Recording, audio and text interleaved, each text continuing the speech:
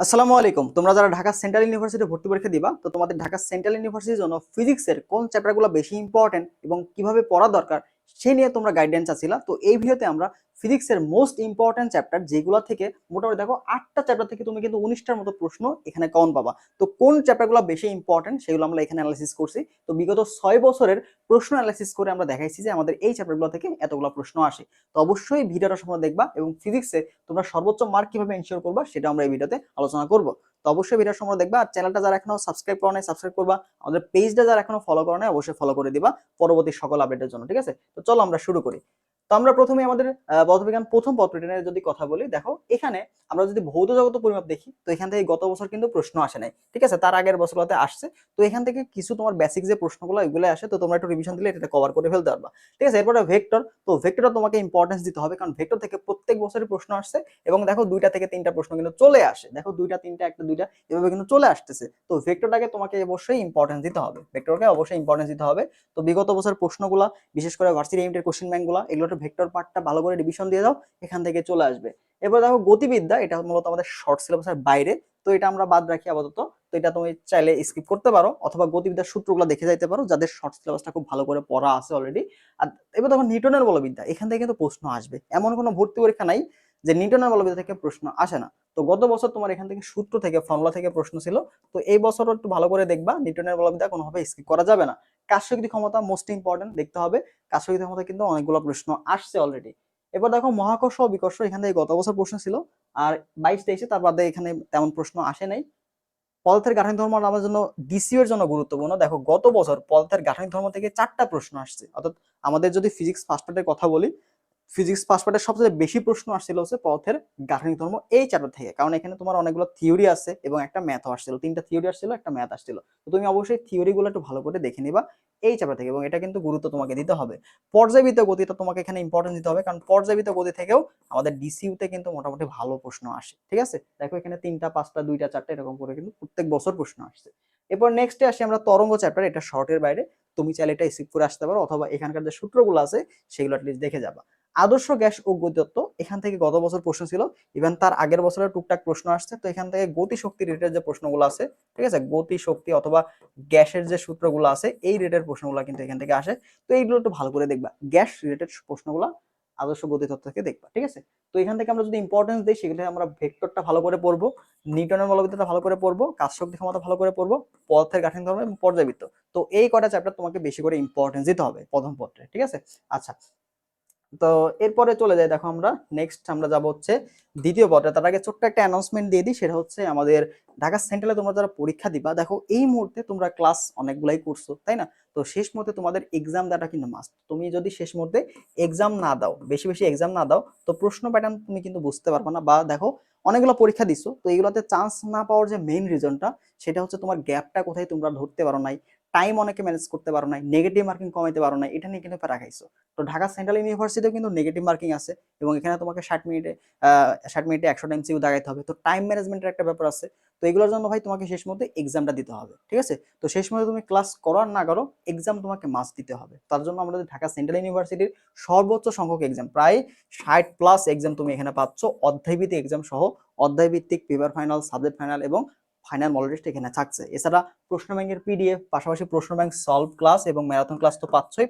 হ্যাঁ, এছাড়া প্রশ্ন ব্যাংক যা যা লাগে, ভার্সিটি ইউনিটের কোশ্চেন ব্যাংক এবং ঢাকা সেন্ট্রালের কোশ্চেন ব্যাংক, যেটা আমরা সলভ করতে পারি ঢাকা সেন্ট্রালের জন্য, যারা ভালো করতে চাও, তো এই 2টা প্রশ্ন ব্যাংকে আমরা দিয়ে রাখছি। তো তুমি যদি পিডিএফ করতে পারো, আলাদা করে তোমার প্রশ্ন ব্যাংক কেনার কোনো প্রয়োজন নাই। ঠিক আছে, তো এখানে আমরা সবকিছু কিন্তু গুছিয়ে দিচ্ছি। এছাড়া আমরা প্রশ্ন ব্যাংকের পাশাপাশি তোমাদের সাজেশনগুলো দিব পরীক্ষার আগে, অর্থাৎ আমাদের অধ্যায়ভিত্তিক এক্সামগুলো শেষ হওয়ার পরে তোমরা যখন রিভিশন দিবা, তো রিভিশনের সময় আসলে তোমাদের সাজেশনটা দরকার হয়। তো রিভিশনটা কোন কোন টপিকগুলোতে বেশি ইম্পর্টেন্স দিবা, তার উপর ভিত্তি করে আমরা সাজেশনটা তোমাদের দিচ্ছি।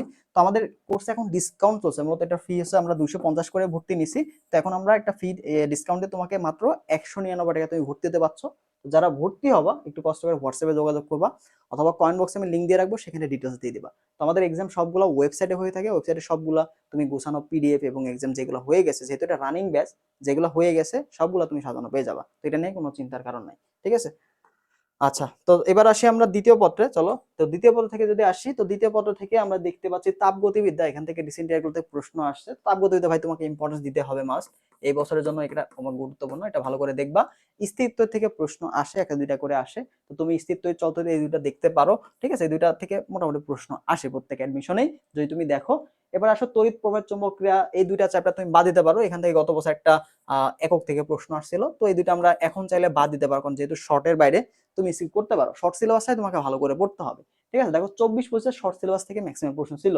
এবার যদি আমরা আসি জ্যামিতিক আলো বিজ্ঞান, এখান থেকেও আসে না তেমন, এটা বাদ দিতে পারো, ঠিক আছে? আর ভৌত আলো বিজ্ঞান থেকে তোমাকে ইম্পর্টেন্স দিতে হবে, কারণ ভৌত আলো বিজ্ঞান থেকে প্রশ্ন আসে, ঠিক আছে? ভৌত আলো বিজ্ঞান। আর এদিকে আমাদের শেষের যে অধ্যায়গুলো আছে এগুলো কিন্তু গুরুত্বপূর্ণ, ঠিক আছে? তো এই কয়টা অধ্যায়ের মধ্যে আমরা যদি সবচেয়ে বেশি ইম্পর্টেন্স দিই, সেক্ষেত্রে দেখতে পাচ্ছি সেমিকন্ডাক্টর, ঠিক আছে? সেমিকন্ডাক্টর, এবং এখানে হচ্ছে আমাদের দেখো আধুনিক পদার্থবিজ্ঞানের সূচনা, ঠিক আছে? তারপর হচ্ছে নিউটনের বল, এই চ্যাপ্টারগুলো তুমি ভালো করে পড়বা। তো এখান থেকে এই তিনটা তুমি দেখবা, আর এই দিক থেকে তুমি এসে এই তিনটা, ঠিক আছে? এই তিনটা ভালো করে দেখতে পারো। তুমি চাইলে এর মধ্যেও তুমি চাইলে কিন্তু চলতরিৎ রিসিভ করতে পারো, কারণ এখানে চলতরিৎ থেকে স্থির তড়িতে প্রশ্ন সংখ্যা কিন্তু বেশি, ঠিক আছে? চলতরিৎ থেকে স্থির তড়িতে মোটামুটি প্রশ্ন দেখা যায় বেশি চলে আসে। তো তুমি চাইলে এই অধ্যায়গুলোর মধ্যে যে কোনো একটা পড়তে পারো, যদি তোমার দুর্বলতা থাকে। তো তুমি চাইলে এখান থেকে রিসিভ করে বাকি এই নিচের যে সাবজেক্টগুলো আছে এগুলো তুমি দেখতে পারো। তো এগুলো মোটামুটি সমান সমান আমাদের জন্য ইম্পর্টেন্ট, ঠিক আছে? আচ্ছা, তো এবার আসলে আমরা একটা সামারি যদি করি যে আমাদের জন্য ইম্পর্টেন্ট যে চ্যাপ্টারগুলো আছে সেগুলো আসলে কি কি আছে এবং কিভাবে আসলে পড়া দরকার, এই চ্যাপ্টারগুলো আমরা কিভাবে পড়লে বেস্ট একটা আউটপুট পাবো, এটা আমরা দেখি। চলো, তো আমাদের এখানে ইম্পর্টেন্সের ভিত্তি করে দেখো 10টা চ্যাপ্টার আমরা এখানে সাজাইছি। তার মধ্যে দেখো ভেক্টর, নিউটনের বলবিদ্যা, কাজশক্তি ক্ষমতা, পদার্থের গাঠনিক ধর্ম, পর্যাবৃত্ত গতি, তাপগতিবিদ্যা, চলতরিৎ, ভৌত আলো বিজ্ঞান, আধুনিক পদার্থবিজ্ঞানের সূচনা, সেমিকন্ডাক্টর। তো এই অধ্যায়গুলো থেকে কিন্তু 20+ এমসিকিউ আসে, ঠিক আছে? এই অধ্যায়গুলো থেকেই 20+ এমসিকিউ আসে, 20+ এমসিকিউ আসে, বুঝতে পারছো? এই ডিপেন্ড করতেছে, তুমি যদি 20টার কাছাকাছি এমসিকিউ কমন পেতে চাও, তো তুমি এই চ্যাপ্টারগুলো পড়লে মোটামুটি তুমি অনেকগুলো প্রশ্ন কমন পেয়ে যাবে ইনশাআল্লাহ, ঠিক আছে? তো এইগুলো তোমার পড়ার পাশাপাশি কিভাবে পড়বা, তো প্রথম যে বিষয়টা সেটা হচ্ছে তোমার যে কাজ, সেটা হচ্ছে তুমি অবশ্যই ঢাকা সেন্ট্রালের যে কোশ্চেন ব্যাংকটা আছে, ডিসিইউ এর যে কোশ্চেন ব্যাংকটা আছে, এটা তুমি অ্যানালাইসিস করবা, ঠিক আছে? এটা অ্যানালাইসিস করো মাস্ট, এটা অ্যানালাইসিস তোমাকে মাস্ট করতে হবে। করে এখানকার যে টপিকগুলো থেকে প্রশ্ন আসে, ঠিক আছে? এখানকার যে টপিকগুলো আসছে, এই টপিকগুলোর যে কনসেপ্ট, এটা তোমাকে ফার্স্ট ক্লিয়ার করতে হবে, ঠিক আছে? তো টপিকের কনসেপ্ট যদি ক্লিয়ার করে ফেলতে পারো, তো দেখবে যে এখান থেকে প্রশ্ন ঘুরাই দিলেও তুমি পারবা। মেইনলি প্রশ্ন যেই টপিক থেকে আসছে ওই টপিকের কনসেপ্ট তোমার ক্লিয়ার রাখতে হবে, ঠিক আছে? প্রশ্ন মুখস্থ করা যাবে না, জাস্ট টপিকগুলো ভালো মতো ক্লিয়ার রাখবা, তাহলে দেখবা প্রশ্ন একটু ঘুরাই দিলেও তুমি পারবা। তো এইটার পরবর্তীতে তুমি কি করবা, তোমাদের যে ভার্সিটি এমটের যে কোশ্চেন ব্যাংকটা আছে, ঠিক আছে, যেটাতে সকল ইউনিভার্সিটি কোশ্চেন ব্যাংক প্রশ্নগুলো দেওয়া থাকে, এটা তুমি সলভ করবা, ঠিক আছে? এটা প্র্যাকটিস হিসাবে, যখন তোমার কনসেপ্ট ক্লিয়ার হয়ে গেল, তখন তুমি প্র্যাকটিস হিসাবে এখান থেকে প্রশ্ন সলভ করবা। দেখো, শেষ মুহূর্তে এসে তুমি যত বেশি প্র্যাকটিস করবা, যত বেশি এমসিকিউ সলভ করবা, তোমার জন্য বেটার, ঠিক আছে?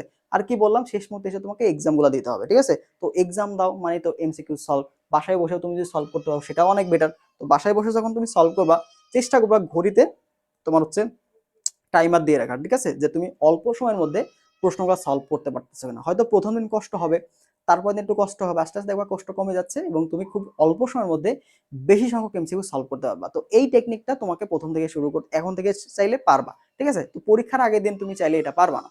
তো যাদের লাস্ট ভরসা ঢাকা সেন্ট্রাল ইউনিভার্সিটি, তো তোমরা অবশ্যই ভালো করে প্রস্তুতি নাও। ঢাকা সেন্ট্রালের যে কোশ্চেন ব্যাংকটা আছে এটা ভালো করে পড়ো। দেখো, লোকের কথায় কান দিও না, অনেক মানুষ বিভিন্ন কথা বলবে, তো ওদের কথায় তুমি যত বেশি কান দেবা তুমি কিন্তু ভেঙে পড়বা। কারণ একটা মানুষ তুমি যত না খেয়ে থাকবা, তোমাকে এসে কিন্তু খাওয়াই দিবে না, ঠিক আছে? কিন্তু তোমাকে টিটকারি মারবে ঠিকই।